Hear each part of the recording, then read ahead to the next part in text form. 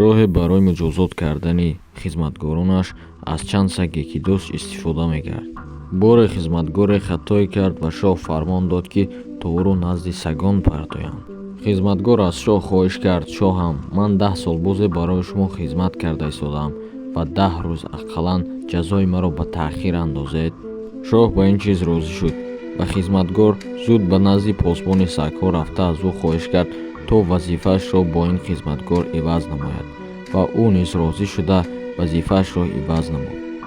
хизматгор 10 рӯз аз сагон хуб муроқибат кард ва рӯзи ҷазояш ки расид, шоҳ гуфт: анакнун ба назди сагон партоед ӯро.